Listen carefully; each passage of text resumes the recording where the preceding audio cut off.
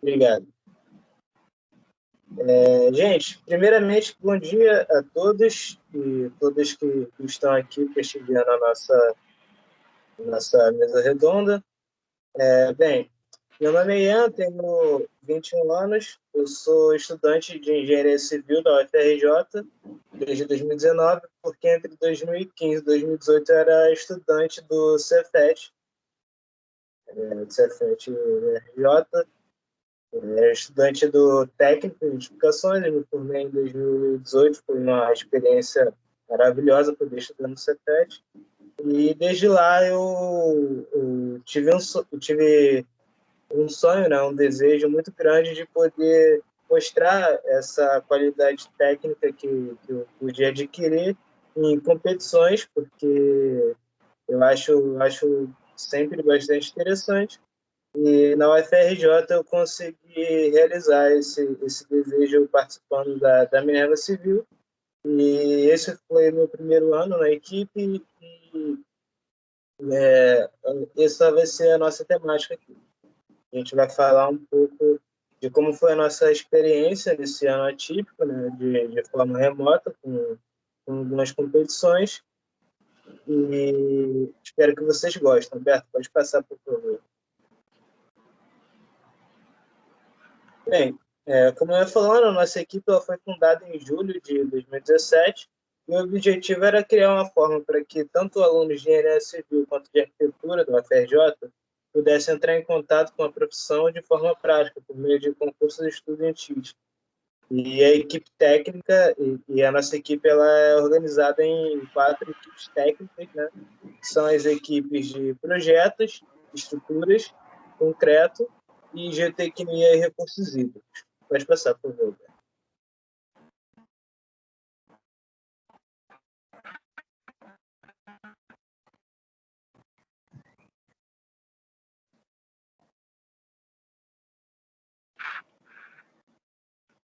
Roberto, passa, por favor. Claro, Farol? O que você atualizou agora?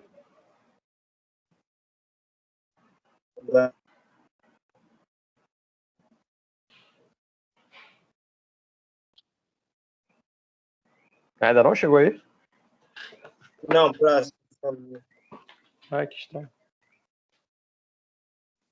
Esse movimento agora. Deixa eu mudar a localização para ver se a internet melhora.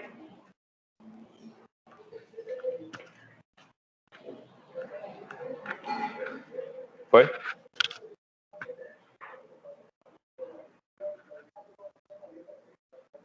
Bem, a gente... Não foi ainda não? Não, aqui ainda está no da fundação da equipe. Ai, que estranho. Estou mudando aqui. Não tá aparecendo então. Deixa eu cancelar a apresentação e voltar com ela.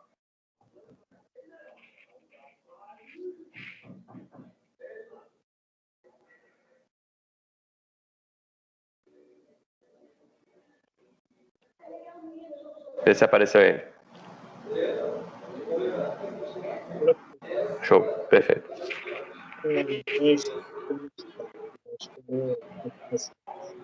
Bem, os anos iniciais da nossa equipe ampliaram os horizontes e a gente passou a ter uma perspectiva mais ampla do que seriam essas possibilidades acadêmicas que a equipe de competição traz. E aí a gente tentou buscar meios de fazer esse intercâmbio de conhecimento, tanto de dentro para fora quanto de fora para dentro, né? E a gente encontrou diversas formas para trabalhar isso, por meio de visitas técnicas, produção de conteúdo que a gente faz bastante nas nossas redes sociais, né? Produzir conteúdos que são acessíveis às pessoas que não são da área, né? Participação em eventos, como, por exemplo, a Semana de Extensão, que a gente teve a felicidade de cadastrar algumas atividades. Essa, se não perdi a conta, já é a quinta que a gente está realizando, né?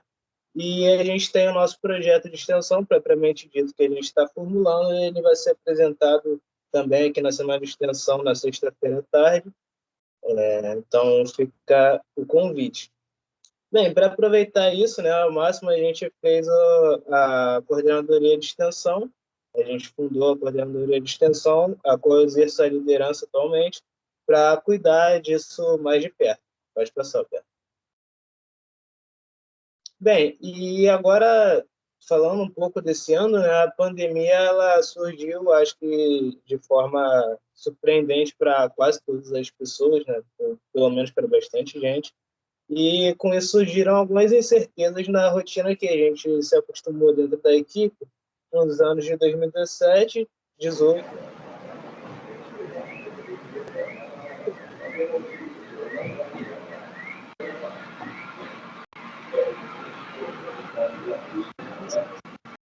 Cancelamento de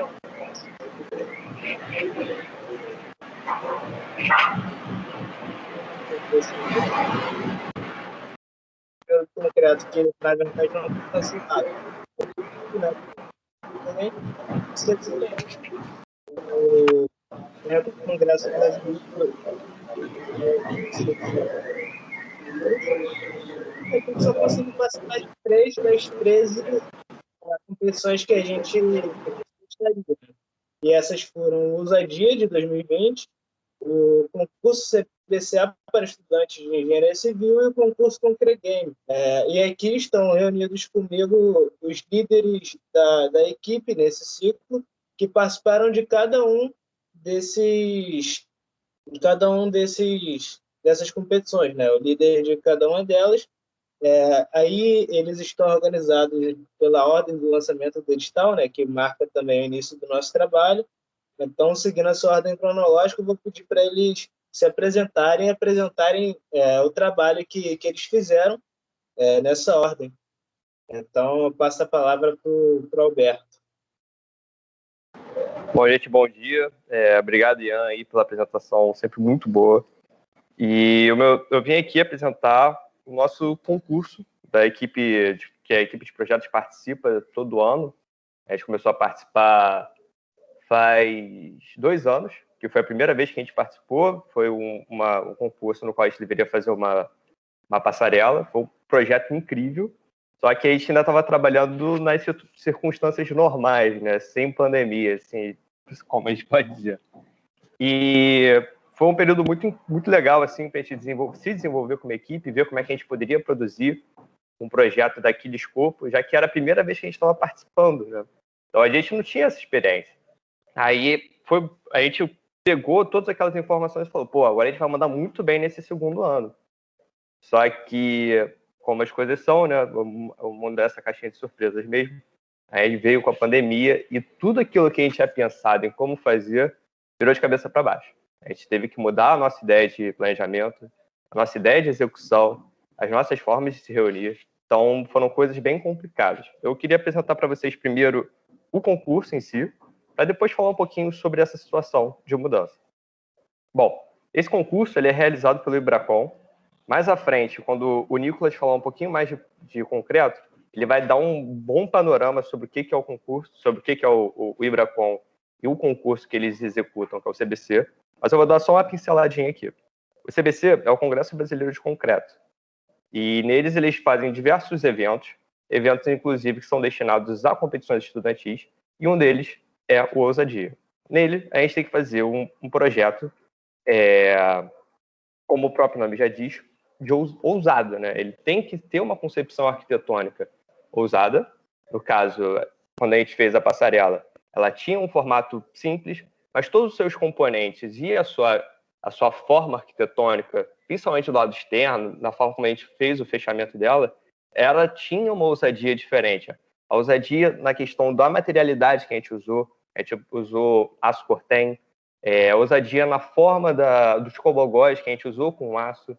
Então, essa é a questão, é você conseguir trazer elementos diferenciados, tanto na forma do método construtivo, da materialidade, da forma de sustentabilidade, tudo isso envolvido de uma forma a criar um projeto único e que seja eficiente, que seja viável, que seja uma construção do século XXI. Essa é a ideia que eles propõem para a gente, esse é o objetivo que eles querem que a gente faça quando entre nesse tipo de competição com eles. Bom, para esse ano, a gente teve uma equipe assim absurda, tanto em qualidade quanto em quantidade. A gente teve assim, uma quantidade muito grande de pessoas porque o edital que a gente estava trabalhando era de um escopo assim, que a gente nunca tinha visto antes.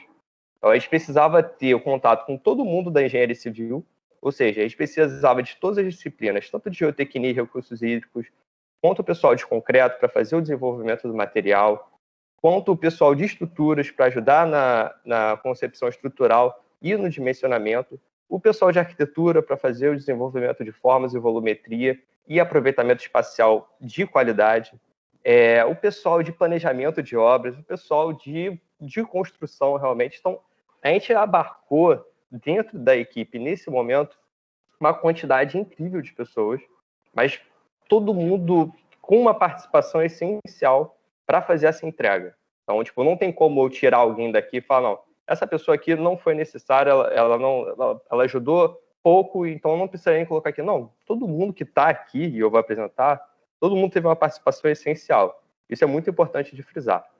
Então, aqui, ó, já temos até o Ian, o Rafa, que era responsável pela parte de geotecnia, o Matheus também, que era na parte de geotecnia, Jonas, o Vinícius, o Felício, o Lucas, o Coutinho, o João, a Dani, o Ronan, o Pedro. Cara, essa galera toda, cada um de uma disciplina.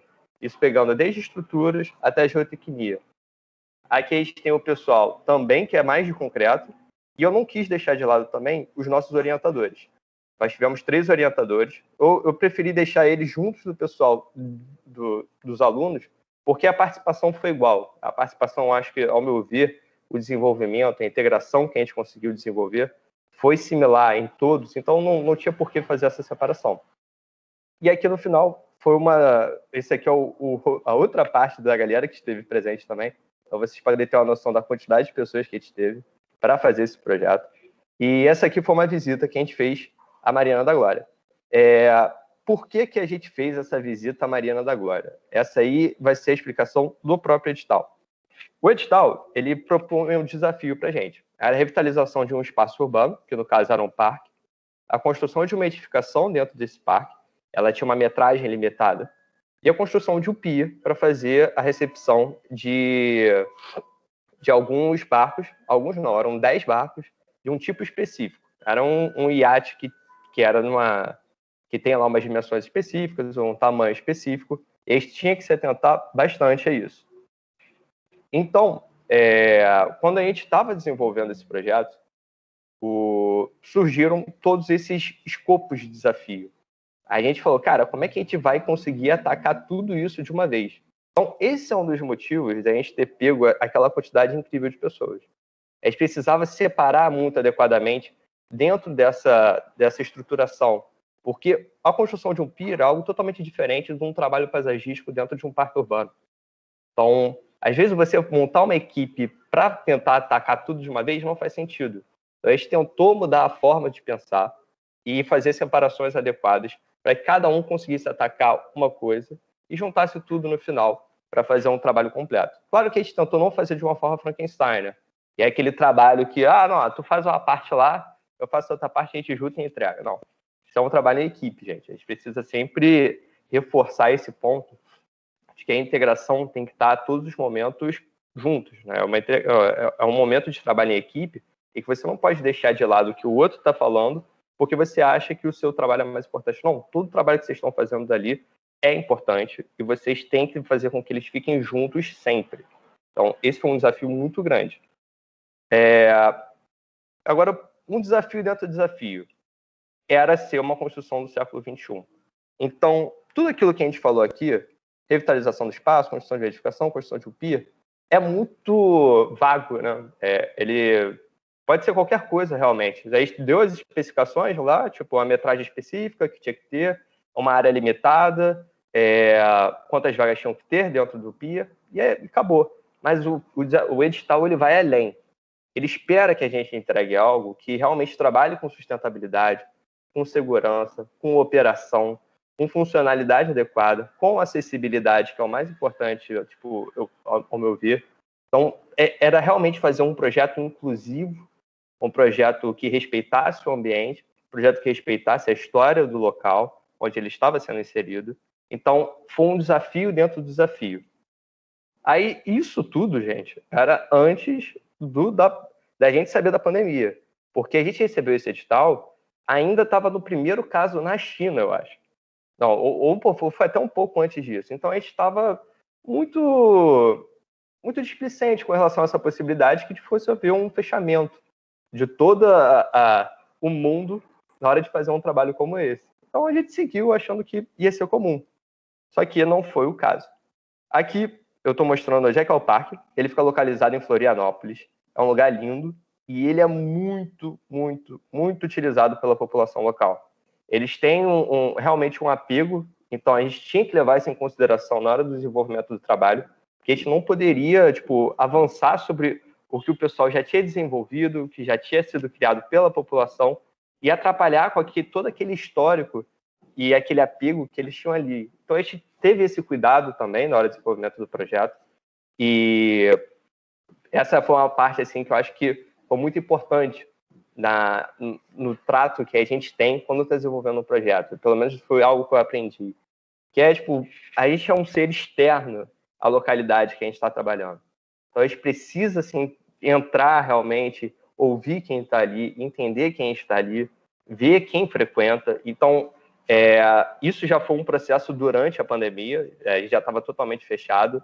A gente ainda estava naquele processo de premissas de projeto, então, antes da pandemia, então a gente estava estudando vento, insolação, o tráfego na região, áreas de acesso, tudo isso. Mas a parte de concepção e desenvolvimento da forma da arquitetura, isso a gente tem que entender depois que a gente entende quem está lá. Isso aconteceu durante a pandemia já. Então foi um processo legal de pesquisa na internet, de tentar conversar com pessoas, tentar mandar mensagem tem até um IF que fica aqui no canto direito, atrás do parque. A gente tentou mandar mensagem para o Grêmio Estudantil de lá. A gente tentou falar com a Associação de Moradores, que é realmente agariar esse tipo de informação para ver o que a população local deseja. Esse aqui é uma forma de ver melhor o espaço. Ele fica localizado lá em Florianópolis, na parte do continente, na verdade, de Florianópolis. Esse aqui é um bairro que fica abaixo dele, que é o bairro dos Coqueiros. E acima a gente pode ver as duas pontes que ligam até o continente e a ilha. Vocês podem ver até aqui aquela ponte Hercílio Luz, uma ponte linda que tem lá. E a gente pode ver claramente como é que é o espaço do parque aqui. Esse polígono que está aqui é a área de atuação que a gente tinha para fazer as modificações dentro dele. Então a gente poderia fazer um pier que fosse até a ponta desse triângulo aqui, se a gente for supor o fechamento na areia. Então, e para dentro no terreno, na parte térrea de solo, a gente poderia fazer as modificações até o nível de rua. Para a organização. Gente, uma coisa que eu tenho que explicar. Eu não estou mostrando nenhuma imagem do projeto. Eu só estou falando do projeto agora. Isso é um problema, porque eu estou falando, e vocês nunca vão ter uma noção do que é exatamente o que a gente está criando. Mas eu não estou podendo mostrar para vocês ainda o que é o projeto em si. Porque, como ele ainda não terminou de ser avaliado pela banca julgadora, isso só vai acontecer no começo do ano que vem, durante o congresso do CBC, já que ele foi adiado, né? Ele ia acontecer agora em outubro ou novembro, não tenho certeza. Só que com a pandemia, tudo foi adiado, como já foi falado aqui pelo Ian, e o CBC não foi diferente. E a avaliação final desse concurso é feita em loco, porque tem votação presencial, enfim, tem algumas nuances dentro do edital que fazem com que ele não possa acontecer online. Mas teve uma avaliação online, que eu vou até apresentar daqui a pouco o resultado para vocês. Então, tivemos alguns desafios de organização, né? Por conta dessa pandemia e por conta do escopo do projeto. Eu vou explicar um pouquinho para vocês aqui quais foram esses pontos de organização que a gente tentou levar em consideração. Desde o início, a gente estava com a ideia de usar uma metodologia ágil de projeto. Então, para fazer o planejamento e organização, a gente tentou seguir com a metodologia Scrum. Só que ela precisa ser muito bem compreendida antes de ser executada. E isso foi uma coisa que a gente aprendeu durante o projeto. Infelizmente, a gente teve muitos problemas na execução disso. E quando a gente tenta forçar uma apresentação diferente, sem ter total domínio sobre ela num projeto assim desse tamanho, coisas podem dar errado e vão dar errado. E foi o que aconteceu com a gente. Foi um aprendizado. A gente entendeu que fazer qualquer tipo de modificação ou inserir alguma nova ideia, a gente precisa ter um conforto com ela, a gente precisa entender, a gente precisa saber fazer o seu manejo. Então, a ideia de trabalhar com sprints, fazer trabalhos auto-organizados, fazer trabalhos de velocidade, infelizmente, a gente não conseguiu executar de maneira perfeita. A gente plantou a sementinha, eu acho que todo mundo gostou, todo mundo conseguiu pegar o feeling, mas aí a gente chegou a um momento e falou, cara, a gente tem que recorrer ao método tradicional, porque senão a gente vai se perder. Então, a gente voltou aos gráficos gigantes, às relações de tarefas. Então, só para clarear um pouco a nossa ideia de como a gente deveria ser um projeto. Mas cara, esse tipo de metodologia realmente é o futuro. Então, ter a metodologia ágil, ele permite essa questão da inovação, que é tão, tão, tão necessário para a ousadia. A ousadia, ele espera que você seja capaz de inovar com ideias, materiais, com métodos construtivos. E quando você sai daquele método engessado da cascata, a gente ganha em inovação. Por isso que o método Scrum ele é muito interessante. Só que a gente não pode perder essas raízes da hierarquia, do método de cascata, porque ele assegura que o projeto vai sair também. Então, tipo, ele nos dá uma segurança, ele é um porto seguro, de fato. Mas esse foi um experimento que foi super divertido de ter aplicado, e eu nunca tinha feito isso numa equipe tão grande, então foi uma experiência absurda, absurda, absurda. Assim, como líder de projeto, estar ali presente e ver tudo aquilo funcionando, foi incrível. Mas, infelizmente, teve seus erros. Além disso, tivemos a valorização da interdisciplinaridade na composição das equipes. Todas aquelas pessoas que eu falei lá em cima que estavam participando, elas são de diferentes áreas da engenharia civil e da arquitetura. Cada uma delas foi alocada de uma forma específica para as frentes de trabalho, de pia, de edificação e de parque. Por quê? A gente queria essa conversa. Isso é outra coisa que a gente está esperando com a inovação. Se você separa o pessoal de estruturas de um canto, o pessoal de arquitetura em outro canto, o pessoal de obras em outro canto, o projeto não sai. Esse é um método muito arcaico para a gente trabalhar e a gente está aqui para experimentar e criar coisas novas. Então, por isso a gente buscou botar todo mundo junto. E, cara, o resultado ficou incrível. Tipo, eu não estou podendo mostrar para vocês, infelizmente, mas a gente viu a necessidade de fazer essa interdisciplinaridade e a gente ganhou demais com isso. Isso foi uma experiência sensacional para a equipe como um todo, eu acho. Depois a gente usou isso em outra competição, que a Poli vai explicar melhor também. E a gente viu como é que os resultados podem melhorar quando tem menos barreiras de comunicação. E o último ponto é a aproximação com professores e orientadores de diferentes cursos. Eu acho que numa competição, desde que eu entrei na Minerva, que eu acho que eu já estou aqui há 2 anos, eu nunca conversei com todos os professores na minha vida. Tipo, realmente um projeto desse tamanho, desse escopo, ele exige que você entre em contato com diversos professores de diversas áreas. Arquitetura, geotecnia, recursos hídricos, naval, portos, tudo que você imaginar para um projeto desse escopo, a gente precisou tentar entrar em contato com alguém para pelo menos dar uma luz. E, cara, isso faz muita diferença. Perder o medo de poder falar com algum orientador, com um professor, isso faz muita diferença. Eles estão lá para ajudar a gente, eles estão lá para ver o projeto crescer, para ver o projeto ficar melhor, e eles adoram quando isso acontece. Bom, dificuldades inerentes de um projeto à distância. Cara, principalmente comunicação. Muita dificuldade em achar um meio para a gente estabelecer essa comunicação sem nenhum tipo de engasgo. Principalmente na questão de internet, na questão de produção de modelos em 3D, na produção de prancha, na produção de desenhos no AutoCAD. Isso tudo é uma barreira quando a gente está distante. A gente não consegue fazer essa execução tão alinhada quando a gente fazia no antigo normal. Só que, com o tempo, a gente foi melhorando essas situações e isso acabou se tornando um aprendizado. E, cara, a gente viu aprendizados que essa situação que tirou a gente da zona de conforto foi essencial, assim. Tipo, realmente, a gente viu que a gente precisava fazer um projeto mais rápido, a gente viu que a gente tinha que fazer um projeto com mais comunicação, a gente viu que a gente tinha que fazer um projeto mais integrado. Então, quando a gente foi empurrado para fora do nosso antigo normal, a gente, infelizmente, de uma forma completamente negativa, a gente conseguiu ver algumas coisas que a gente deveria aprender para fazer um projeto como esse. Então, os aprendizados foram muito grandes, foram significativos. Claro que é um custo que não deveria existir, mas foi no final das contas, acabou sendo algo assim interessante para o desenvolvimento da própria equipe. E aqui é um resultado que eu falei ali anteriormente sobre o congresso virtual. Tivemos um congresso virtual, a galera do CBC viu que tinha que fazer alguma coisa para juntar todo mundo, então eles desenvolveram um congresso virtual, onde tiveram algumas competições e algumas avaliações de competições. E uma dessas avaliações foi a avaliação virtual do Ousadia, onde todas as pessoas que estavam participando do congresso fariam uma votação indicando qual era a equipe que eles acharam melhor. A equipe não, o projeto. Porque o projeto não tinha nem nome, não tinha endereço, não tinha nada que identificasse quem era aquela pessoa que estava fazendo aquilo.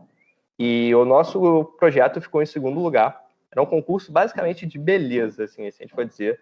E, pelo visto, entre 14 equipes, a gente ficou em segundo lugar e foi um salto enorme do que a gente tinha feito no ano passado, porque a gente ainda não tinha nem conseguido chegar no pódio, a gente ainda não sabia muito bem como caminhar, e a gente já conseguiu um segundo lugar assim do nada, pela beleza, pela execução que a gente colocou ali na apresentação das pranchas.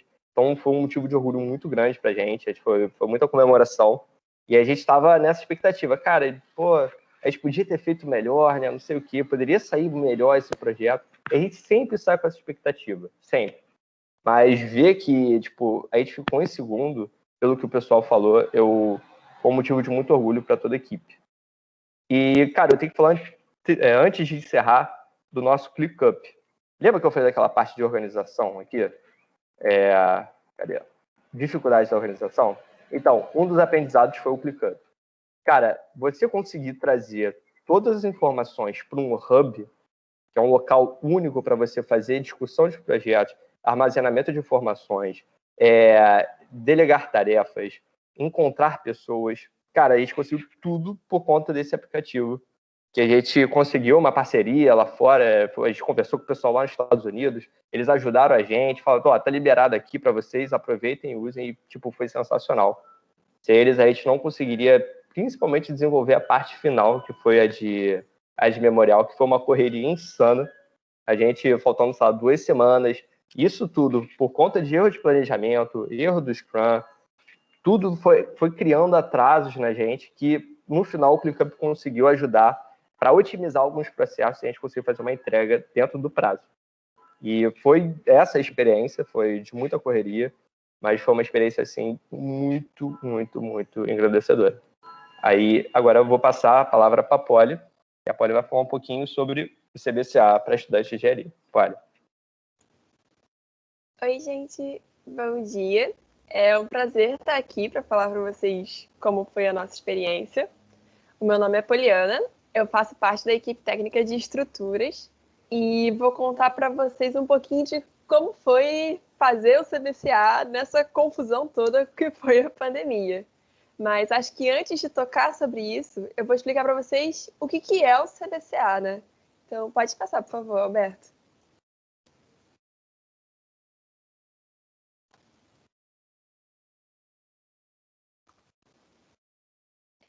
Primeiro, a gente chama a nossa competição de CBCA, sendo que, na verdade, o CBCA é a sigla que chama o Centro Brasileiro de Construção em Aço, que é quem propõe esse concurso para a gente. Eles têm já uma característica de fazer há muito tempo o concurso de arquitetura deles, e são competições bem bacanas, mas eles não tinham começado aí nessa parte de engenharia, era uma coisa mais voltada só para arquitetura. É a segunda vez que eles lançam esse edital e a Minerva teve a possibilidade de participar das 2 vezes. A nossa primeira vez foi em 2018, que não estava nesse contexto de pandemia. Foi a primeira vez que a gente estava participando de uma competição tão grande. A gente não tinha ainda essa noção que o Alberto pontuou muito bem da necessidade da interdisciplinaridade entre as equipes, entre as nossas equipes. Então, assim, foi um projeto que a gente teve a gente aprendeu muita coisa. Então, esse segundo concurso quando chegou, a gente já... E o que a gente podia começar a crescer? Então, a proposta desse concurso agora era fazer uma ponte em aço ou mista de aço e concreto. Ela era sobre o Rio Paraná e ela ia estar ligando o Brasil ao Paraguai. Passa, Alberto, por favor.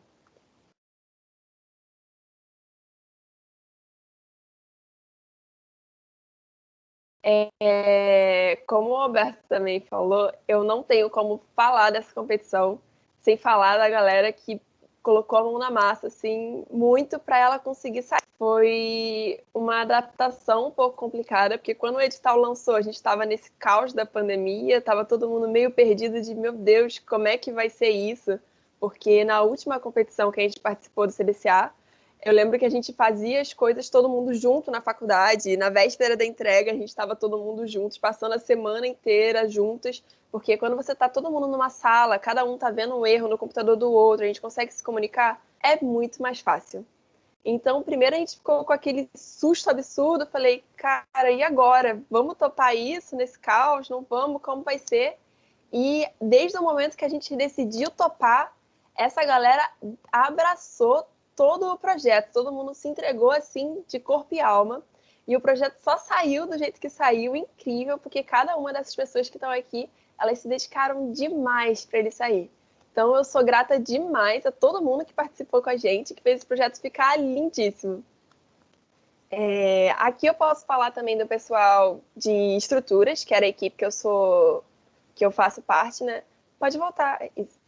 Que é a galera da minha equipe técnica, mas também temos o pessoal de projetos, que entrou e ajudou bastante, principalmente lá no início, as meninas da arquitetura, porque quando a gente tem uma visão olhando só pela engenharia civil, a gente tem um protótipo meio quadrado na nossa cabeça, que a gente quer que aquela ponte fique em pé. A gente não tem um negócio mais visual, mais bonito, de conversar com o ambiente, uma noção que é a arquitetura que traz pra gente.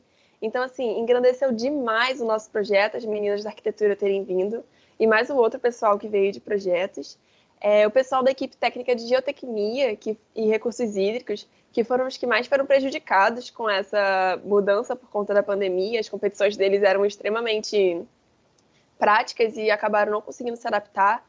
Então, a gente conseguiu trazer esse pessoal para ajudar a gente, fazer as verificações de fundações, entrar em contato com os professores. Então, esse pessoal ajudou demais, assim. A gente só não teve ninguém de concreto trabalhando com a gente, porque o nosso edital ele era realmente todo baseado em aço. Mas, fora isso, foi toda uma miscigenação que fez a gente crescer demais. Foi incrível. Pode passar, por favor, Alberto.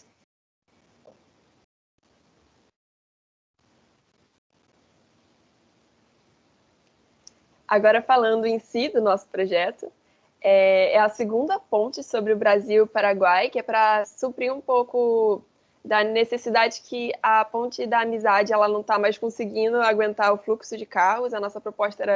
A proposta dessa ponte ela é melhorar essa transição entre os países. Na realidade, essa ponte ela já está em construção, então o nosso projeto é em cima de uma coisa que já está sendo feita, mas essa é a fotoinserção do nosso projeto final, que foi incrível de fazer. Então, pode passar, por favor, Alberto. Eu vou contar um pouquinho para vocês de como foi esse projeto, como se a gente se organizou para que ele saísse. Então, a nossa organização do projeto foi um pouco similar com o Ousadia. A gente começou com esses sprints semanais. Então, a gente tinha 3 encontros durante a semana. O primeiro encontro era para falar o que a gente tinha que fazer. No segundo encontro, a gente tinha que falar quais atividades que a gente não tinha conseguido, o que a gente estava com dificuldade, como que a gente conseguiria se ajudar. E no último dia do sprint era upar o arquivo que a gente tivesse feito concluído. Porque a proposta do sprint inicial era que a gente sempre tivesse um projeto pronto para ser entregue. Porque a gente estava nesse problema de instabilidade da vida, assim. Então a gente não sabia direito como ia conseguir levar esse projeto, estava com um pouco de medo de se alguém tivesse algum problema em casa, essas coisas que aconteceram. Então a nossa proposta era sempre ter alguma coisa próxima de ser concluída. A gente teve um pouco de dificuldade com isso, mas porque acabou que a gente não soube aproveitar o sprint da maneira total que deveria. Então a gente meio que teve um pouco de retrabalho além do necessário. Mas foi um aprendizado. Eu acredito que o próximo CBCA ele vai vir com uma organização ainda melhor por conta do que a gente teve que passar com esse, mas foi, ainda assim, a gente aprendeu muito, foi bem bacana. Para se organizar, a gente acabou dividindo a equipe em subgrupos, que eu vou falar um pouquinho mais para frente, cada um desses subgrupos, cada uma das atividades que cada um deles faz. E a gente teve uma orientadora, que foi a professora Michelle Pifaio. Ela é especialista nessa parte de estruturas e invento. E conversar com a professora Michelle é uma coisa que abria os nossos horizontes, assim. Como o nosso projeto ele era uma coisa um pouco mais... Não era mais simples, mas ele era um assunto um pouco mais centrado, ele era mais voltado para essa parte estrutural. A gente acabou tendo um contato mais direto com a professora Michelle, apesar da gente ter procurado vários outros professores que também orientaram a gente. Mas cada conversa com a professora Michelle era incrível. A gente chegava perdido, a gente não sabia como começar a fazer, e ela dava os caminhos das pedras, e a gente foi aprendendo coisas que eu tenho certeza que na graduação comum a gente não teria aprendido se não tivesse esse projeto, né?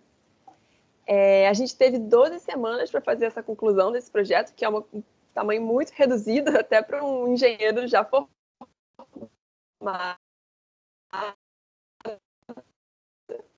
Pode passar, por favor, Roberto.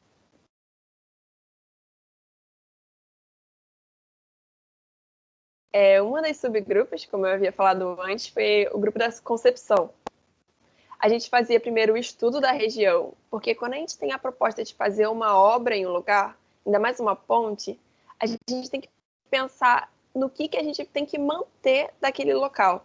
Porque para as pessoas que estão ali não perderem o senso daquele lugar que já era delas, ainda mais ali que já é um ambiente um pouco turístico, o que a gente podia abordar ali, como que a nossa ponte podia colaborar para ir. A análise da arquitetura, que como eu disse para vocês, a gente tem um pouco a tendência de não olhar essa parte tão estética, se fosse, a gente vê um pouco o que é mais simples da gente fazer, o que a gente acha mais interessante, e na realidade não é sempre o mais bonito. Então, a gente teve... A galera da concepção foi quem deu uma ajuda maior nisso. O tipo de material que a gente ia usar, desde o tipo de aço, que era mais fácil ou melhor, ou que daria para a gente fazer uma empregabilidade melhor, até o material que a gente estava usando para fazer os bancos, o que a gente estava usando para fazer as rampas, todo esse material.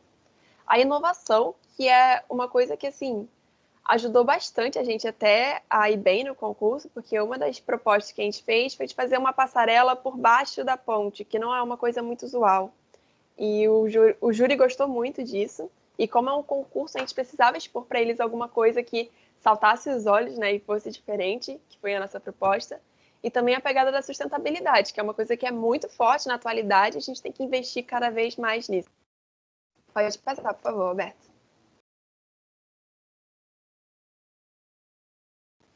Aí, como eu disse, falando antes ali da concepção, que a gente teve um estudo da região, aquela região, ela antes era habitada pelos povos indígenas guaranis. Então, a nossa proposta, quando foi fazer essa pegada da concepção da ponte, era preservar um pouco essa parte cultural. Então, essas telas que vocês estão vendo ao lado, ela foi toda pensada baseado nos grafites, conhecer essa cultura da região. Pode passar, por favor, Alberto.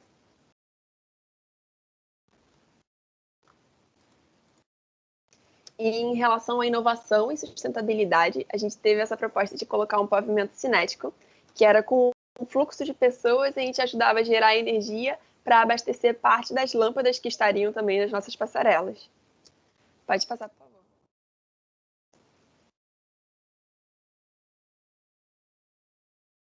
Outro grupo, que também foi fundamental para a nossa ponte crescer, nascer, né, foi o dimensionamento, que a gente fez a escolha do sistema estrutural de que tipo de ponte que a gente vai fazer? A gente vai fazer uma ponte em viga? A gente vai fazer uma ponte toda treliçada? A gente vai fazer uma ponte style? Qual o melhor sistema que a gente vai adotar? A gente acabou adotando o sistema híbrido arco cantilever, que eu vou mostrar um pouquinho para vocês lá para frente como ficou, que a gente achou que foi o mais legal, também fazendo essa vinculação. No dimensionamento, a gente também fazia as ações e combinações, que consistem em a gente analisar o quanto o peso próprio da estrutura estrutura, o vento vai estar trabalhando com isso, o empuxo. A gente teve que fazer todas essas análises de cargas que estariam trabalhando ali na ponte, o fluxo de carga, o peso das coisas que a gente teria que colocar embaixo na passarela. E com isso, a gente fazia o dimensionamento, que é fazer a verificação das peças que iriam suportar essas cargas que seriam colocadas sobre a nossa ponte. Então, com isso, a gente colocou em um programa computacional que dava para a gente o esforço de cada uma dessas peças e a gente dimensionava. A gente precisa de um tubo que seja muito largo ou um tubo com uma parede um pouquinho mais fina. E a gente ia fazendo esse controle porque a gente precisava de uma estrutura e perfis ótimos. O que eu quero dizer com isso? Não adiantava a gente fazer um perfil muito robusto, que fosse dar uma grande segurança, mas que fosse aumentar muito o peso da ponte e, por consequência, aumentar muito o valor da ponte, porque a aço é um material muito caro. Então, a gente precisava sempre ficar ali fazendo essa análise. Quanto que eu posso ir de perfil? Quanto que eu não posso? Então, a gente teve que ir fazendo essa combinação até achar um perfil que fosse ótimo para aquela situação. E a gente também teve que fazer o estudo de estabilidade, porque a ponte precisava ficar de pé, né? Então, a gente tinha que ver com todas essas combinações o que a gente precisava para ela ficar ali, estável. Pode passar, por favor, Roberto.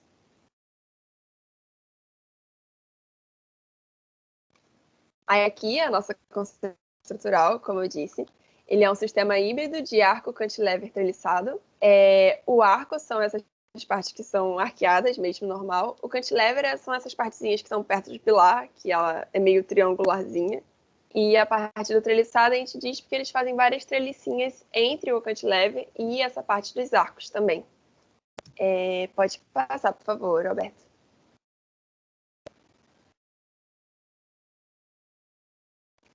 Aqui é o modelo da nossa ponte. No programa computacional, a gente fez as nossas análises todas feitas pelo robô, que é um programa da Autodesk. E foi muito bacana isso também, porque a gente nunca tinha feito um projeto tão grande e a gente mal tinha usado o robô.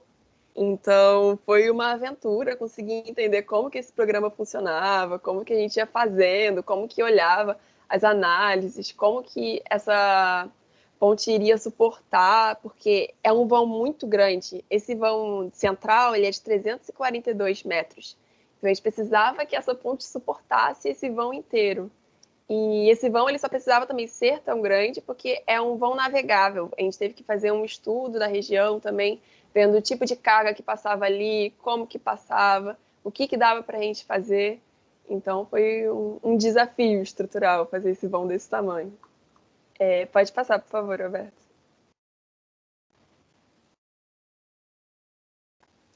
Outro grupo importante foi a logística, que tratava do sistema de fabricação e montagem e o esquema de montagem em canteiro de obra. Falando desses dois juntos, a gente precisou primeiro definir o tipo de perfil lá que a gente ia estar escolhido.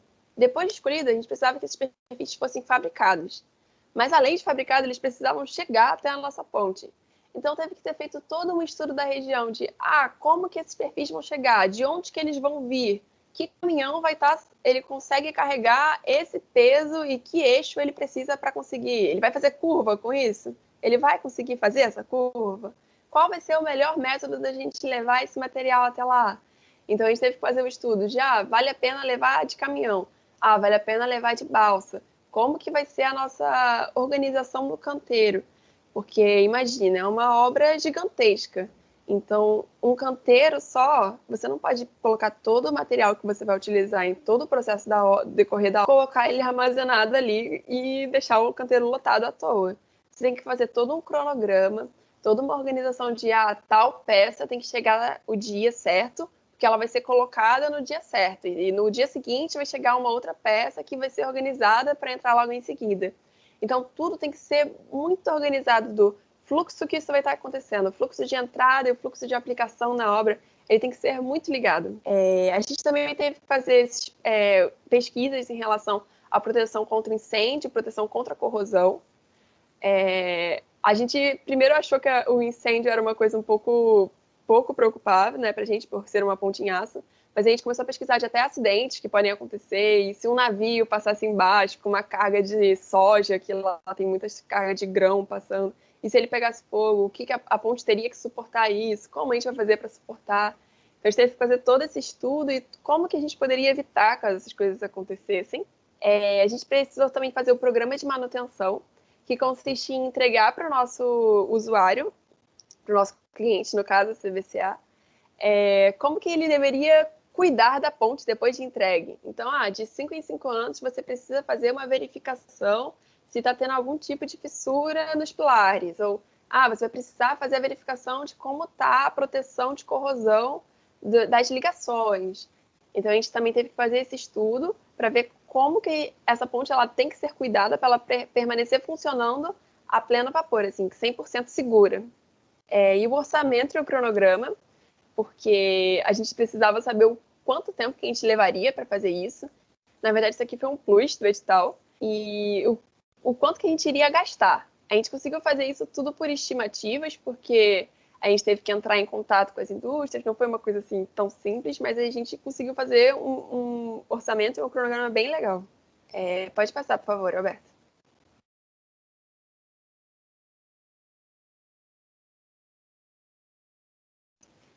Aqui eu coloquei um pouco fraccionado o esquema de montagem, não dava para colocar tudo aqui para vocês, mas para verem a nossa proposta de como era a construção, que era primeiro fazer os cantilevers, depois dos cantilevers, pronto, a gente começaria a partir de cada um deles, fazendo essa junção dos arcos, um encontrasse com outro, e a ponte já estaria em conclusão.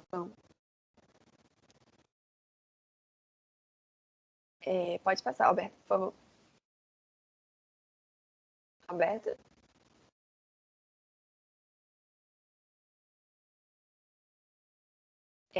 Aqui é parte do nosso diagrama de Gantt, que foi o que eu falei para vocês, para a nossa organização de tempo. Assim, a gente pegava cada uma das atividades que precisavam ser feitas, a gente via quanto tempo cada uma dessas atividades iria gastar, e assim a gente também conseguia mensurar a mão de obra necessária para cada uma dessas atividades.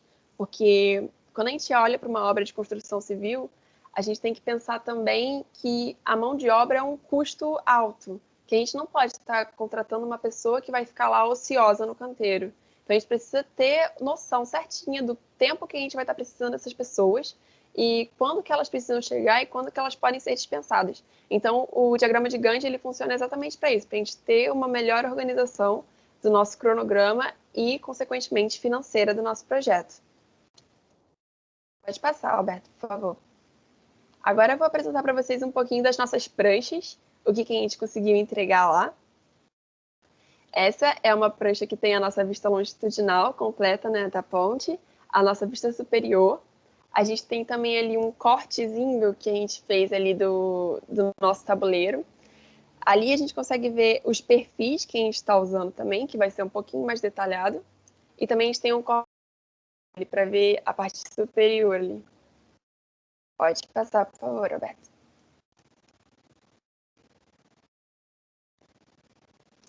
Nessa prancha a gente deu um pouquinho mais de enfoque no nosso cantilever, que era uma das partes mais críticas em relação ao dimensionamento, porque eram os perfis mais solicitados, então eles eram os que tinham as cargas mais altas, então a gente teve que usar os perfis mais robustos e maiores ali, né?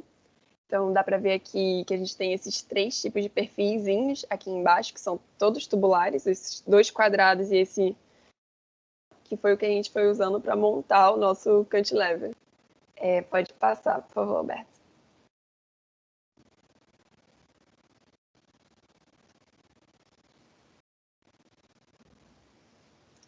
E aqui é o nosso corte da seção transversal, dando foco para os perfis que a gente teve que usar. Essa parte, apesar de ser também bem solicitada, a gente conseguiu utilizar perfis, que são perfis muito bons, porque eles trabalham de uma forma muito boa e eles são econômicos, porque eles têm esse aspecto de I mesmo. Então, tem muito material que não precisa ser utilizado no meio, a gente consegue economizar bastante adotando esse tipo de perfil. Então, aqui é cada um dos perfis que a gente adotou, as suas dimensões, onde que eles foram colocados. Pode passar, por favor, Alberto.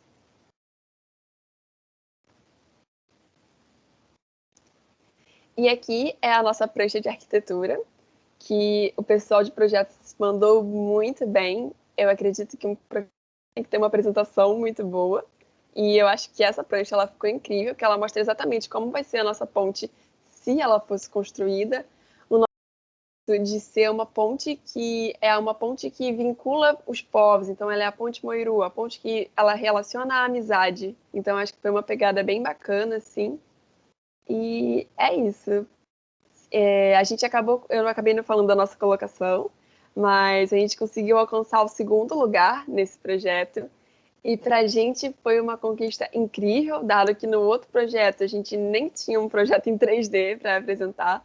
Foi um crescimento absurdo e a nossa equipe nos proporciona coisas incríveis, a gente aprende cada vez mais. E eu acredito que os próximos projetos CBCAs vão ser ainda mais incríveis. E é isso, agora eu vou passar aqui para o nosso amigo Nicolas. Obrigada, pessoal.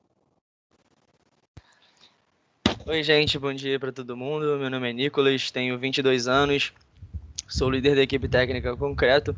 Eu vou contar um pouquinho para vocês da competição que a gente teve esse ano, que foi o Concre Game. Mas para isso, pode passar aí. Ian não, Alberto, passa aí, por favor. Antes disso, eu queria contextualizar vocês e dizer algumas coisas. A gente tem o concreto, que é o material mais utilizado no mundo. Muitas das vezes, quando a gente tem um contato assim de dia a dia, vê alguma obra acontecendo, é muito fácil, até intuitivo, a gente ter uma visão simplista ali do que é o concreto, aquela mistura de água, cimento e agregados. E a gente não para prestar atenção em outros aspectos que que precisam ser analisados. E devido a essa importância, o constante aumento do consumo desse material no mundo inteiro, novas tecnologias vão surgindo e caminhando junto a isso tem a questão da sustentabilidade, porque o concreto é um dos materiais que causa um dos maiores impactos ambientais. Então, a gente trabalhar essas questões é extremamente importante. Então, aqui no Brasil, a gente tem o IBRACON. O IBRACON é o Instituto Brasileiro de Concreto. Ele, dentre as suas atividades, tem como objetivo fomentar essas pesquisas. Ele realiza diversas ações para que a gente consiga produzir conteúdo, produzir conhecimento, que trabalham as propriedades do concreto e que a gente consiga disseminar esse conteúdo também para a nossa comunidade, porque o conhecimento que ele é restrito a uma pessoa só acaba não sendo tão válido para todo mundo. Então, é importante que a gente consiga se desenvolver cada vez mais e, ao mesmo tempo, que a gente consiga compartilhar esse conhecimento. Então, como que eles conseguem promover esse tipo de coisa? Eles realizam o Congresso Brasileiro do Concreto. Nele, são realizadas diversas atividades, seminários, palestras, tem os estandes das próprias empresas, então causa toda uma integração ali nesse contexto de concreto, todas as empresas relacionadas a essa indústria estão lá, então tem uma integração bem interessante. Eles promovem, além disso, o desenvolvimento de artigos, então a galera realiza todo um trabalho científico, com uma metodologia bem definida, que vão trabalhando algumas propriedades do concreto, e entre outras temáticas. E além disso, também tem as competições. O Ousadia, que o Alberto explicou para vocês anteriormente, ele é promovido pelo IBRACON, que é essa competição é mais uma competição interdisciplinar, como ele citou para vocês, envolve toda essa parte de projeto.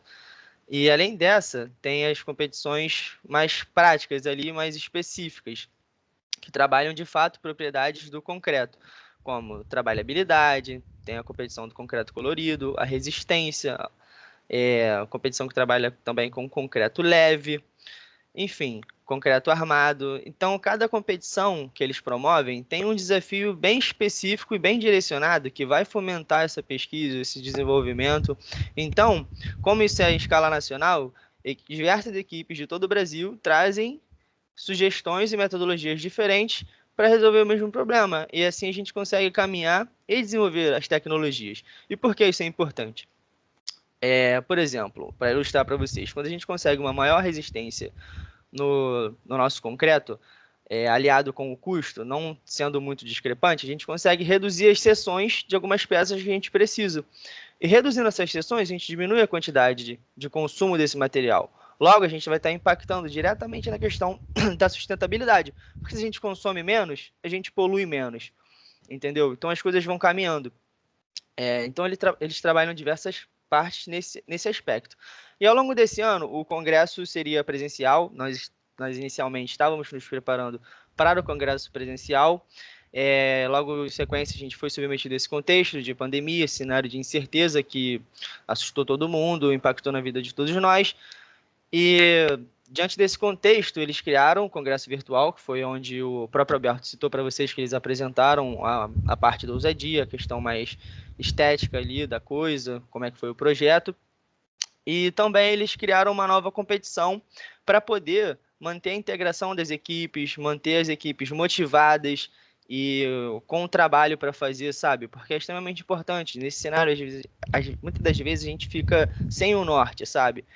Sem saber para onde caminhar. Então, eles promoverem esse tipo de competição foi extremamente importante nesse aspecto. Com isso, a gente tinha um material ali palpável, uma coisa realmente para fazer, na qual a gente conseguiria se desenvolver tecnicamente, interpessoalmente. Então, isso foi extremamente importante. Pode passar, Alberto, por favor.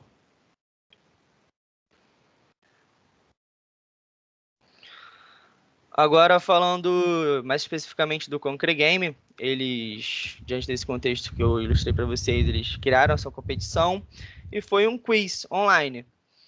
A gente entrava nas salas junto com os moderadores do Ibracon e eles liberaram para a gente uma lista de perguntas baseado nessas temáticas que envolvem o concreto. Para vocês terem uma noção, tem a questão da sustentabilidade, que eu já tinha citado para vocês, que é extremamente importante. Então, para vocês verem, dentro de concreto, tem literalmente um mundo de conhecimento, um mundo de temas que a gente consegue trabalhar, e cada um daqueles macro temas ali foi abordado nesta competição. Então, como eu tinha citado para vocês, diante desse cenário de incerteza, eles lançaram essa competição, a gente tinha relativamente um tempo muito curto para estudar todo esse conteúdo, toda a ementa que eles propuseram, e infelizmente o que a gente aprende na faculdade não é tão específico a ponto de só esse conhecimento ser suficiente para participar dos concursos, então a gente tem que estudar muita coisa por fora, correr atrás de teses, de artigos, se aprofundar mesmo, cair de cara nisso. Então, a melhor maneira que a gente encontrou para poder abranger todos esses macro temas foi dividir em duplas, procurar dividir em duplas, né, sempre quando desce, e cada dupla focar em um macro tema. E assim a gente conseguiria abranger tudo da melhor maneira possível para conseguir o melhor desempenho na nossa competição. E aqui está uma foto nossa, na nossa cal, depois da nossa última participação na última rodada, e a gente ficou bem feliz com o nosso desempenho. Agora eu vou contar para vocês os principais pontos assim da questão de organização, como é que a gente fez para poder desempenhar bem diante desse cenário que não era tão favorável. Pode passar.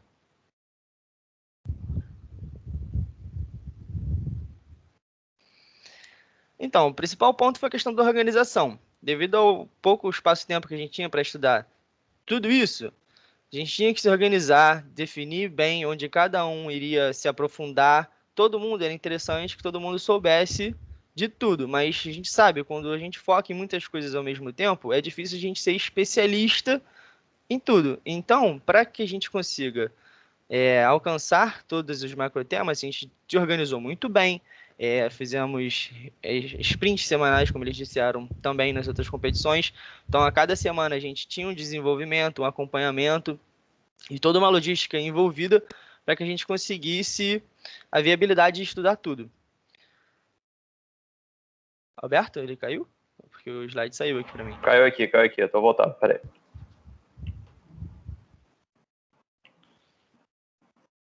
Mas então, outra coisa que foi muito importante na nossa preparação foi a questão da motivação. Então, manter a galera motivada para poder fazer com que eles comprassem a ideia era muito importante. Então, sempre que a gente podia, a gente se reunia, conversava para entender como é que está o contexto do outro.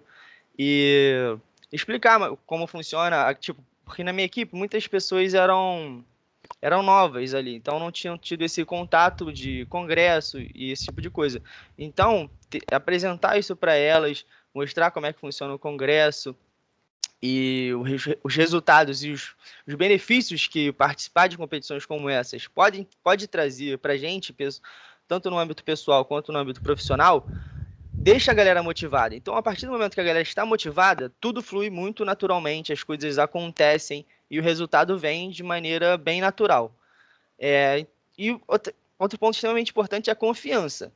Então, quando a gente confia na nossa equipe, quando a gente confia muito no nosso companheiro ali, tudo fica mais fácil, porque a gente conseguiu, de fato, fazer essas divisões e a gente sabia que o trabalho ia ser bem feito sempre, independente de quem estivesse realizando ou do tema que a pessoa estivesse trabalhando. Então, isso facilitou bastante. E já puxa o próprio ponto da união. Então, quando a gente está unido, trabalhando da melhor maneira, tudo isso contribui para o produto final. Como é que a gente fez isso também? Dado essa ementa gigantesca que a gente tinha que estudar, o espaço curto de tempo, a gente tentou compilar o conteúdo da maneira mais didática e acessível, para que a gente conseguisse acessar sempre que possível e entender prontamente, assim que a gente olhasse. Então, a gente realizou mapa mental, é muito, muito legal, muito interessante. Quando a gente pensa, compilar conteúdo, produzir conteúdo, a gente, às vezes, se prende a uma folha de ofício, um documento que a gente cria ali com as informações, e nem sempre isso é a melhor opção. Então, independentemente da maneira que fosse produzido o conteúdo, o objetivo é sempre acessibilidade e didática. Então, a gente trouxe soluções como planilhas, mapas mentais, como eu citei para vocês, alguns artigos com bastante foto, figura, porque quando a gente associa o conteúdo a uma imagem, é mais fácil a gente ter essa memória fotográfica. E como é um quiz, a partir do momento que você vê uma pergunta, se você tem uma imagem associada àquela temática, o conteúdo vem na sua cabeça de uma maneira mais natural. Isso facilita para que você consiga responder as perguntas de maneira mais rápida, que eu vou explicar para vocês depois a importância da rapidez também, porque além de acertar, tem esse objetivo de acertar com a maior velocidade possível. E outra coisa que foi um dos principais pontos foi a orientação do professor.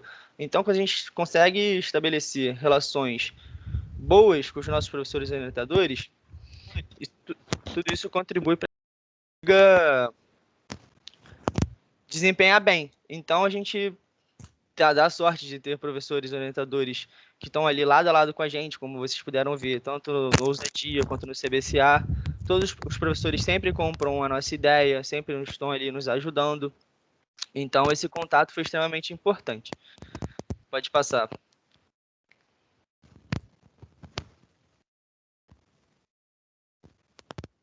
Então, nosso resultado final, a gente acertou 50 questões de 50, então a gente gabaritou.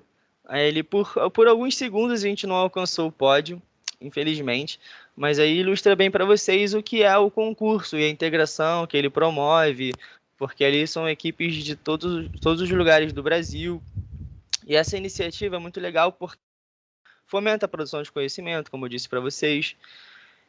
E isso é extremamente importante. E baseado todo esse trabalho que a gente teve, todo esse cenário de incertezas, membros que podem ter problemas pessoais, acaba acarretando nessa preparação.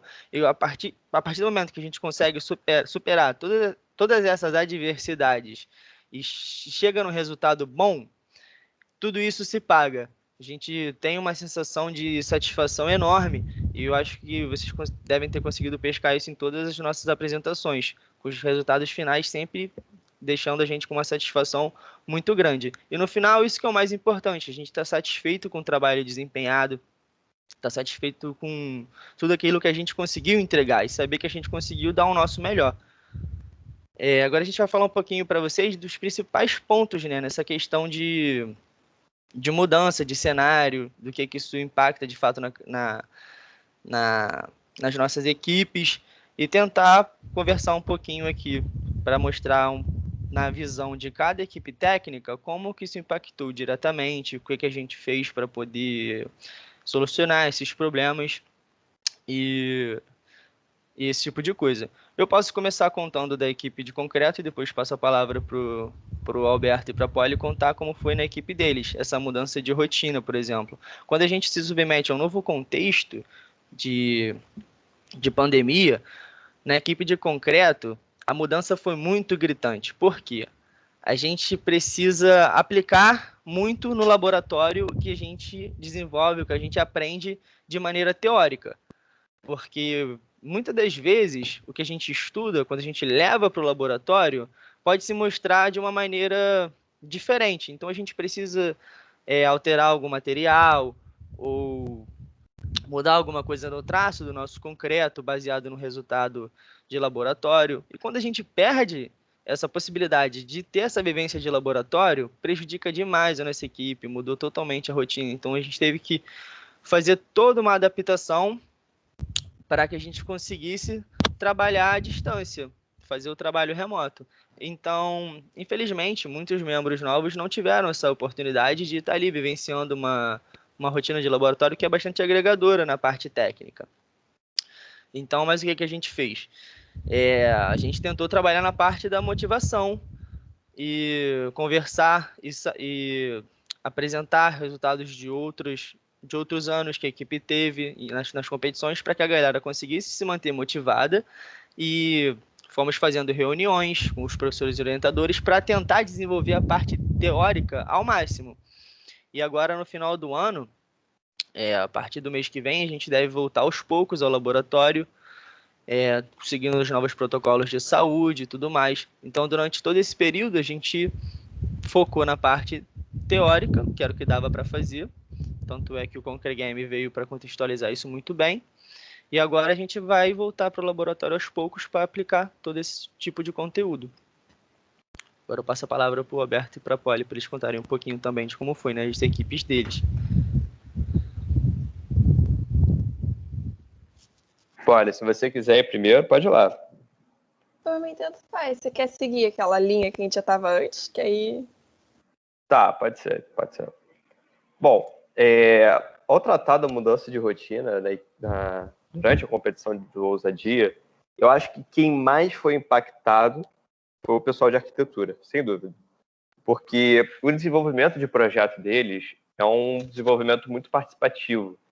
Você demanda muito a presença de uma pessoa do seu lado para vocês desenharem juntos. É um desenho, de fato. É uma apresentação de ideias instantânea, no momento, é no ato. Quando a gente está à distância, a gente não tem essa capacidade de trabalhar tão instantaneamente, com tanta facilidade. Não é como se todo mundo em casa tivesse aquelas pranchas digitalizadoras que você desenha nela e aparece na tela do computador para todo mundo e todo mundo vai desenhando junto. Essa é uma realidade que a gente não tem, felizmente. Então, o nosso desenvolvimento de projetos e de ideias acabou ficando muito alterado por conta dessa distância provocada pela pandemia. As outras frentes, a gente ainda conseguia se adaptar de alguma forma. Porque as reuniões, a gente faz uma mudança rápida, né? Tipo, a reunião presencial de um pessoal que está desenvolvendo uma ideia em relação à logística de obras, isso pode ser feito tanto presencial quanto virtualmente, né? Porque é uma pesquisa em conjunto e vocês conseguem fazer essas projeções, essas apresentações dentro de tela, compartilhamento de links, mas desenho, apresentação de ideia, é uma coisa que, para o pessoal de arquitetura, foi muito complicado. A gente tentou surgir com algumas alternativas, tem o próprio Google tem um Jamboard, que é um programa bem legal para a gente trabalhar com desenho em conjunto, só que, novamente, ele não tem aquela facilidade de desenho com um mouse, se você for comparar com uma caneta e uma mão. A gente também tentou usar programas como o Format, que é um programa da Autodesk, que ele é como se fosse um SketchUp da Autodesk. Ele é interessante porque ele permite um trabalho colaborativo. Então, você pode ter mais de 5 pessoas numa sessão, aí os desenhos que vocês fazem durante a sessão aparecem para todo mundo. Então, você já faz produção de volumetria dentro do espaço, localizado, com terreno. Então, você consegue fazer esse desenvolvimento em conjunto. Só que, novamente, é aquilo que eu falei também. É um programa novo, é uma necessidade de aprender algo diferente. Ele está surgindo muito repentinamente para a gente tem que se adequar durante o processo, durante o projeto. Então, são mudanças que realmente afetaram o andamento. A gente teve um pouquinho de dificuldade nesse sentido e isso gerou alguns atrasos que repercutiram ao longo do projeto como um todo. Mas é isso. A palavra-chave aqui, eu acho que foi adaptabilidade, né? Tanto do Nicolas, quanto da Poliana, quanto minha, quanto de todos nós dentro da equipe. A gente se adaptou e desenvolveu o projeto da melhor forma que a gente conseguiu. E acho que os resultados mostram isso. Olha. Falando um pouco da equipe de estruturas em si, foi um pouco primeiro chato, sim, porque uma das nossas competições mais características também era no meio desse caos, porque a princípio a gente não ia participar com medo de ficar a nossa equipe, né? Foi um oásis, mas foi um período difícil, porque, como o Alberto falou, a gente se adaptou. Claro, a gente se adaptou, mas a gente começou a lidar com problemas. Eu preciso conversar com tal pessoa sobre esse assunto. A net dele tá muito ruim, e se eu não conseguir fazer isso hoje, vai me atrapalhar. Então a gente teve que começar a aprender a lidar com problemas que não existem. Essa questão do desenho e da arquitetura foi difícil, as meninas sentiram muito também, mas como o nosso projeto ele era uma coisa um pouco mais um único foco, depois que a concepção foi definida, o nosso projeto ele andou de uma forma mais fácil.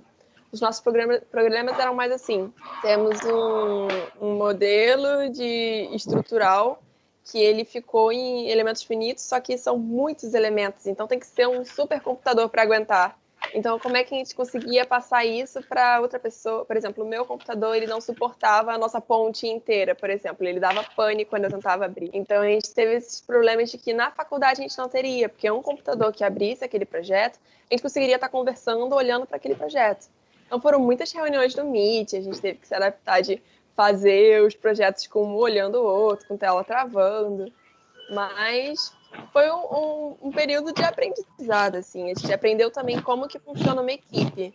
Eu digo para o pessoal que estruturas ficou uma equipe muito mais forte depois disso, porque, por exemplo, eu tive problemas pessoais de saúde na minha família e a equipe chegou toda junta para suprir quando faltou.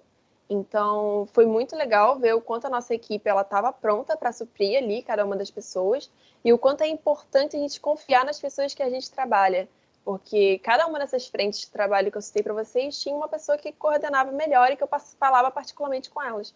E como essas pessoas desempenharam bem a função delas. Então, assim, acho que o principal ponto de mudança para mim foi que, na época ainda líder, o líder ele meio que mandava as coisas e ele fiscalizava um pouco bem tudo, porque ele estava ali presente em tudo. Então você começa a aprender a delegar funções e entender que as pessoas funcionam bem, assim, cada uma delas, e elas conseguem se coordenar de uma forma menor, reduzir um pouco esses grupos de pessoas, já que a gente não tinha tanto acesso um ao outro. Acho que essa foi uma principal mudança, assim, pra gente.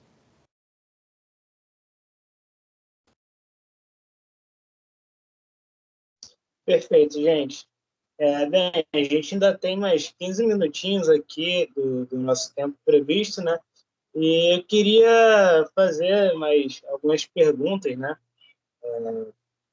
Queria perguntar quais foram as grandes oportunidades que vocês viram que esse novo cenário trouxe, né? Porque a gente tem uma realidade completamente diferente que se apresenta para a gente, e apesar de todas essas ameaças que a gente falou, nosso trabalho, né, de ser um ambiente que a gente não conhece, o cancelamento de diversos concursos, né, a gente pode tirar também algumas oportunidades que aparecem nesses momentos, né, e algumas forças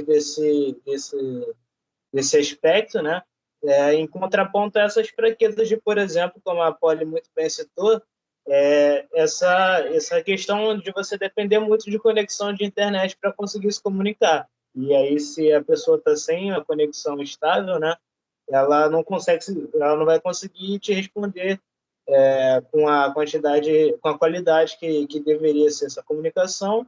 E como o Alberto muito bem lembrou também, essa questão do desenho, né, na parte arquitetônica, de você não ter isso. São algumas fraquezas que vocês comentaram, né? O Nicolas também comentou alguns, mas eu queria que vocês comentassem também das oportunidades e dos pontos fortes desse novo método de organização que as equipes, né, tiveram que adotar.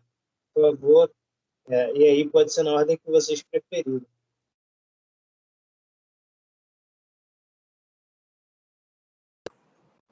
Não, acho que eu posso dar só uma pincelada nisso. Eu acho que ao mesmo tempo que é uma oportunidade, esse ponto que eu vou falar, ele também pode ser um problema, ele pode ser uma ameaça, principalmente à saúde mental das pessoas, que isso foi um problema sério que surgiu durante a pandemia e durante a execução de projetos. O pessoal se sentiu muito sobrecarregado. Mas por que aconteceu essa sobrecarga? E está até aqui dentro do próprio slide. Tendência a se cobrar além da conta nesse contexto de trabalho remoto. Cara, quando a gente está num trabalho como esse, é muito fácil você chegar até outra pessoa, contanto que ela esteja com a internet boa. Então, a todo momento, 24 horas por dia, você está, em tese, disponível, né? Você põe muitas aspas nesse disponível aí. Então, a pessoa acaba... Essa é uma oportunidade que a gente tem, que a gente não tem durante o período normal, que é se dedicar mais ao trabalho, ter esse contato sempre, você conseguir falar com o professor a qualquer momento, que às vezes era um cara muito distante dentro da sua faculdade, você tinha que ir no escritório dele, ou no departamento, ele não estava lá, você não conseguia falar com ele. Agora não, agora com o contato com esse professor, mudou completamente, as oportunidades de conversa se expandiram. Porém, isso também traz esse problema, que aumenta muito o seu tempo de trabalho, né, um dia inteiro. Isso pode ser um complicador. Eu queria reforçar muito esse ponto da saúde mental. Tipo, isso é um problema muito sério. Tem que sempre se avaliar como você está, entender como é que está a outra pessoa, respeitar a outra pessoa, respeitar o tempo, se respeitar e respeitar o seu tempo. Então, é um trabalho de empatia muito grande que a gente... eu acho que, para mim, pelo menos, eu aprendi muito dentro desse período, que é entender como está o próximo, ter essa empatia. Então, eu acho que foram oportunidades tipo, de ter mais tempo de trabalho, ter mais conhecimento sobre as outras pessoas, mas que também são problemas ao mesmo tempo. Eu vejo dessa forma. Não, acho que o Alberto foi perfeito no que ele falou, essa questão da empatia, e como ele disse, a tendência de se cobrar além da conta é muito grande.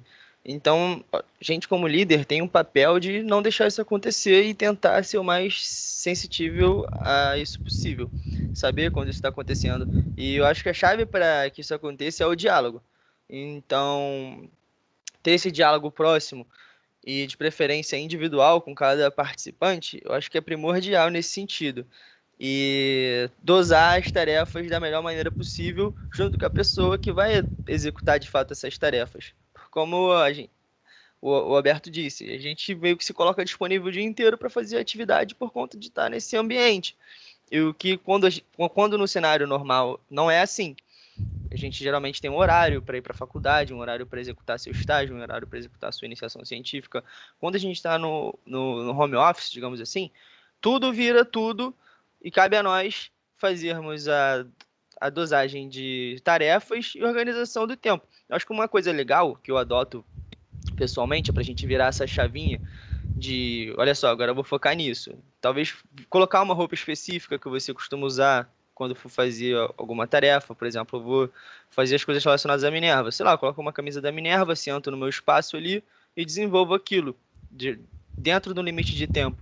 Eu acho que isso é extremamente importante para que a gente não caia nessa questão da cobrança e de acabar se prejudicando, né? Indo para o caminho contrário, que é o que a gente não quer.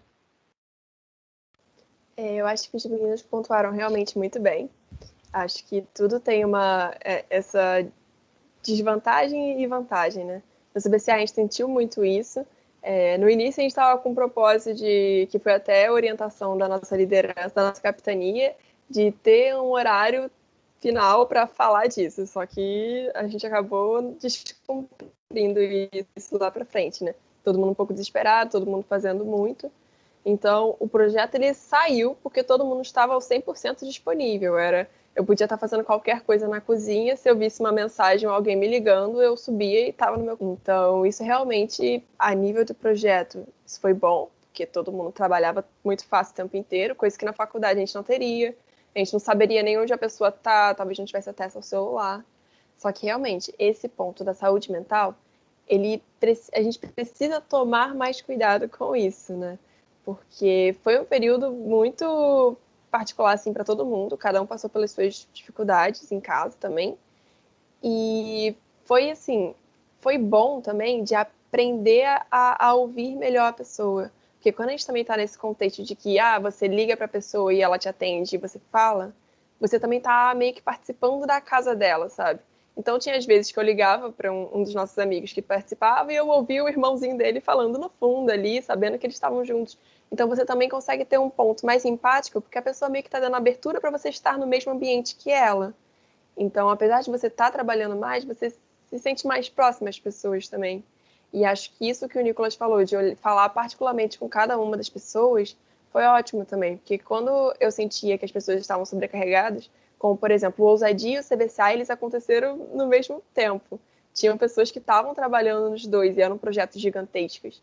Então, ter esse contato direto com os nossos colaboradores foi fundamental, assim. Ele cresceu muito mais do que seria se a gente estivesse ali pessoalmente, porque pessoalmente as pessoas enganam, elas parecem estar sempre bem, mas quando a gente consegue tocar nesse assunto com uma forma um pouco mais empática, é melhor. E eu acho que a pandemia trouxe isso pra gente. Perfeito, muito boas as colocações. Vou pedir para o Alberto passar só para o próximo slide, porque a gente já está se encaminhando para o final da nossa mesa aqui. É uma pena, porque eu e acredito que os outros participantes da mesa também gostariam de conversar muito mais tempo sobre a Minerva, sobre as experiências que a gente teve. É algo sempre muito satisfatório, né? Então, eu queria abrir esse espaço aqui para considerações finais e falar que, em caso de dúvidas, vocês podem nos procurar nas nossas redes sociais. A gente tenta ser o mais ativo o possível nesse cenário que a gente tem competições e, bem, todos nós somos estudantes também, temos essas tarefas de estudar, né? E, bem, queria recomendar que vocês seguissem as nossas redes sociais, se vocês gostaram dessa conversa aqui, porque a gente gosta de prolongar esses debates, né, e essas questões para extrapolar para as nossas redes sociais, produzir artigos, curiosidades e publicações que a gente entende que possam sempre contribuir um pouquinho, contribuir mais um pouco para que todo mundo consiga se inteirar um pouco mais da nossa área, que a gente gosta muito. Bem, então vou abrir para as considerações finais dos nossos participantes aqui da mesa e agradecer o CETES pela organização e a Minerva Civil pela oportunidade magnífica de fazer parte da equipe também. E, bem, é isso. Passo a palavra novamente para vocês. Então, o que eu gostaria de falar, primeiramente agradecendo, né, a oportunidade de passar um pouquinho da nossa rotina, do que é a equipe em si. Eu acho isso muito legal e gosto muito de fazer isso. E com tudo isso que a gente falou, que a gente conversou, espero que a galera consiga levar isso para o contexto dela e consiga adaptar e talvez solucionar algum tipo de problema, seja organizacional ou qualquer coisa nesse sentido, que a gente consiga agregar para as pessoas nesse aspecto, que eu acho que esse foi o principal intuito dessa nossa roda de conversa. Então, mais uma vez, agradeço aí a participação de todo mundo e foi um prazer.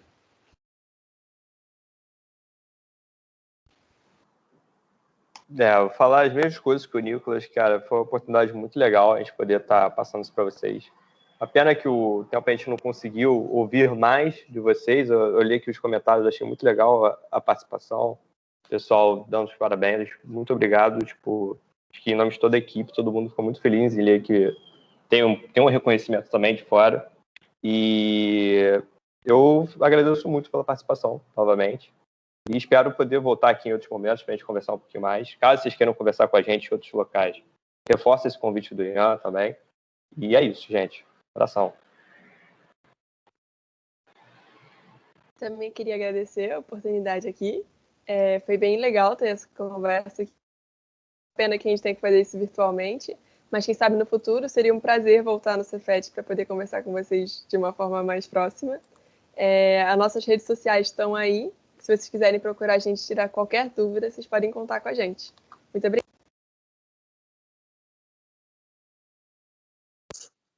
É isso, gente.